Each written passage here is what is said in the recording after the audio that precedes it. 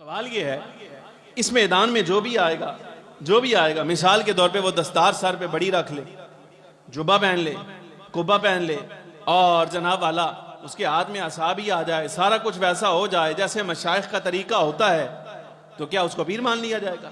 वो शेख हो जाएगा? भाई हर कसो नाकिस जो भी उठेगा वो दावा कर देगा कि जनाबे वाला हम शेख हैं, हम मुर्शिद हैं। कोई भी आएगा आप उससे तस्दीक नहीं करेंगे? क्या इस मैदान की शर्त कोई नहीं?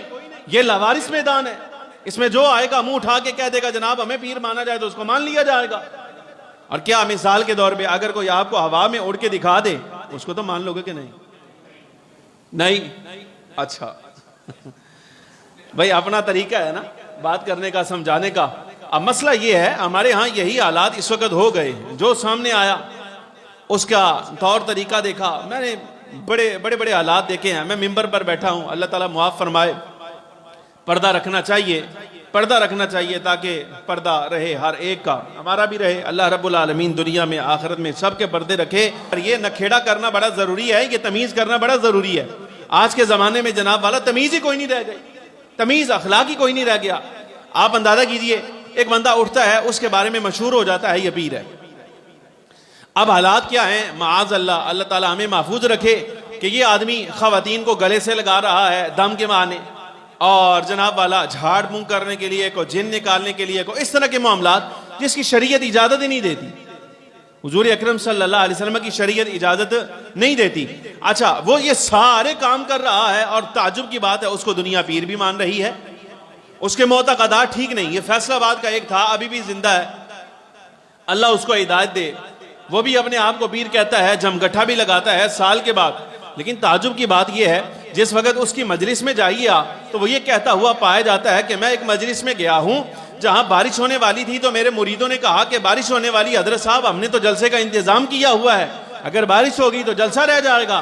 तो वो कहता है कि मैंने अपने मुरीदों से कहा, मैंने मीकाईल के कान पकड़कर ये बात कही है माअज़ अल्लाह कि अगर तुमने बारिश बरसाई ना तो देखना फिर मैं तुम्हारा क्या करता।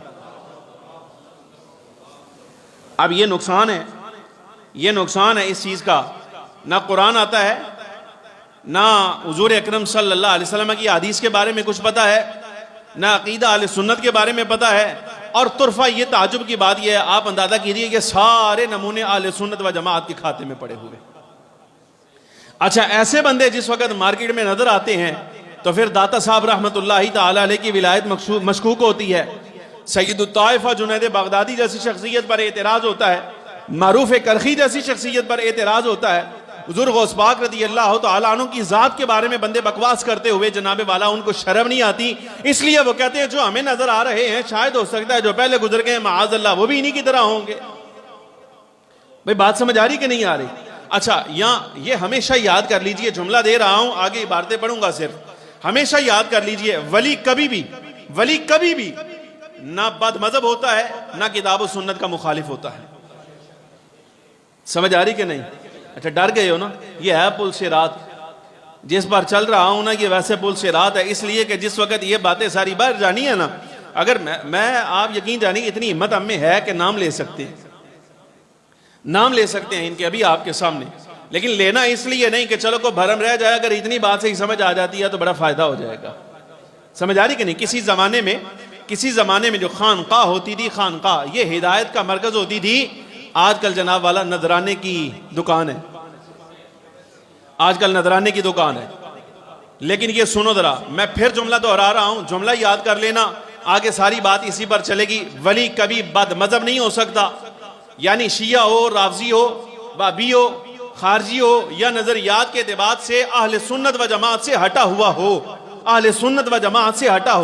या उसका अमल अहले सुन्नत व जमात के तरीके के मुताबिक न हो, तो ऐसा बंदा शरीअत मुतहरा के मुताबिक, तरीकत के उसूलों के मुताबिक, और तरीकत यानी अहवाल के जो मर्द मैदान है उनकी तसरीहात के मुताबिक, न ऐसा बंदा शेख हो सकता है, न पीर हो सकता है, न इमाम हो सकता है। ये सुनिए जरा, रिसाला कुशैरिया, उस्ताद अबुल कासिम कुशैरी रहमतुल्लाहि ताला अलैह, दाता साहब रहमतुल्लाह अलैह के आम असर, और दाता साहब कश्फुल माजूब में जिस वक्त इस बंदे का नाम लेते हैं तो उस्ताद अबुल कासिम कुशैरी कहकर कहते हैं। दाता साहब रहमतुल्लाह अलैह इस बंदे को अपना उस्ताद मानते हैं।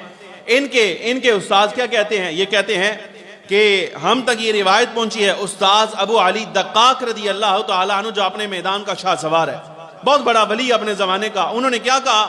उन्होंने ये बात कही, फताजिबुल बिदायतु बितस्हीह इतिकादिन बैनहु व बैन अल्लाह तआला साफिन अनि ज़ुनूनि व शिबहि खालिम मिनद दलालति वल बिदअ सादिरुन अनिल बुरहान वल हुजज। उस्ताद अबू अली दक्काक रदी अल्लाह तआला अन्हु फरमाते हैं मुरीद के लिए, ये जरा नीचे आ जाइए, पीर से नीचे, फरमाते हैं मुरीद के लिए जब वो इस राह पर चले ना, रब्बुल आलमीन जल्ल व अला के कुर्ब की राह पर, विलायत की राह पे, यानी जिसको ये शौक हो कि मुझे अल्लाह रब्बुल आलमीन का कुर्ब मिल जाए, मकाम विलायत मिल जाए, तो जिस राह पर वो चल रहा है, इस राह का पहला स्टॉप जो आता है, हजरत उस्ताद अबू अली दक्काक रदी अल्लाह तआला अन्हु फरमाते हैं पहला स्टॉप ये है कि जनाबे वाला इसके दरमियान और बारी ताला के दरमियान जो अकीदा है वो इसका दुरुस्त होना चाहिए, ना इसमें कोई शुबा होना चाहिए, ना इसके अंदर कोई जान गुमान होना चाहिए, ना गुमराही होनी चाहिए, ना बिदात होनी चाहिए, और जो अमल इससे सादिर हो रहा है वो शरीयत के दलाइल और शरीयत की बुरहान के मुताबिक सादिर होना चाहिए। अगर इसका पहला स्टॉप ठीक है तो फिर इसको हक है इससे आगे आ जाए, यानी अगर इसका अकीदा ठीक है तो फिर इसको चाहिए आगे आ जाए, अगर अकीदा ठीक नहीं तो फिर इसको चाहिए ये ख्वाहिश छोड़ दे, बस सिर्फ इतना है कि नमाज रोजा आपने पूरे कर ले, भाई इतना ही काफ़ी है इसके लिए। पहले अपना इत्तेकाद ठीक कर, अपना अकीदा ठीक करे, फिर विलायत के मैदान में कदम रखे। यह है उस्ताद अबू अली दक्काक रदी अल्लाह तआला अन्हु का इरशाद। और अब नाम ले लेने लगा हूँ ऐसी शख्सियत का जिसको हुजूर गौस पाक रदी अल्लाह तआला अन्हु भी अपने मशाइख में तस्लीम करते हैं, हुजूर दाता साहब रहमतुल्लाहि तआला अलैह भी अपने मशाइख में तस्लीम करते हैं।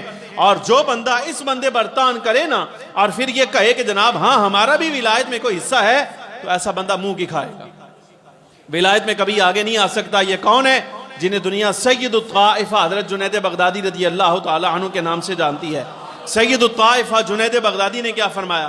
आप फरमाते हैं मन लम यहफज़िल कुरआन व लम यक्तुबिल हदीसा ला युक्तदा बिही फी हाज़ल अमर।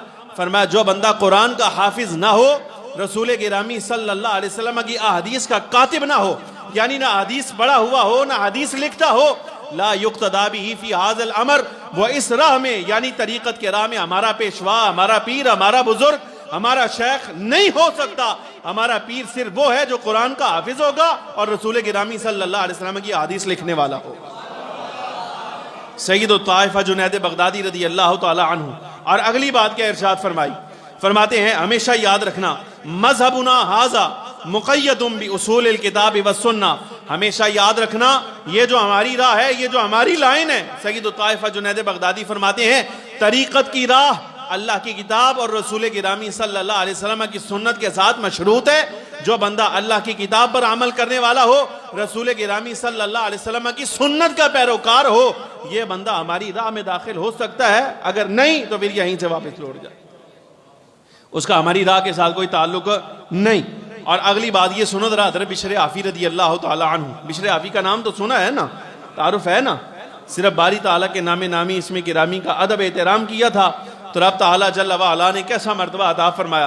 आप खुद फरमाते हैं मुझे हुजूर अकरम सल्लल्लाहु अलैहि वसल्लम की ज़ियारत हुई। हज़रत बिशर आफ़ी फरमाते हैं मुझे हुजूर अकरम सल्लल्लाहु अलैहि वसल्लम की ख्वाब में ज़ियारत हुई और इमामुल अंबिया सल्लल्लाहु अलैहि वसल्लम ने इरशाद फरमाया अतदरी लिमा रफ़अकल्लाहु मिन बैन अक़रानिक। फरमाया ए बिशर क्या तुम्हें मालूम है तुम्हारे हम ज़माना लोगों में अल्लाह ने तुम्हें ही इतनी बुलंदी और इतना मर्तबा क्यों अता फरमाया है? सरकार की ज़ियारत हुई। अब बिशर आफ़ी की विलायत में कोई शक है? बिशर आफ़ी की विलायत में तो कोई शक नहीं ना। अब बिशर आफ़ी फरमाते हैं मुझे सरकार की ज़ियारत हुई और इमामुल अंबिया सल्लल्लाहु अलैहि वसल्लम मुझे फरमाते हैं, फरमाया ए बिशर क्या तुम्हें मालूम है तुम्हारे हम ज़माना लोगों में और भी बड़े बड़े आलिम मौजूद हैं, बड़े बड़े मशाइख मौजूद हैं, बड़े बुजुर्ग लोग मौजूद हैं, लेकिन अल्लाह ने तुम्हें इतनी इज्जत क्यों दी है, क्या पता है? कुल्तु ला या रसूल अल्लाह।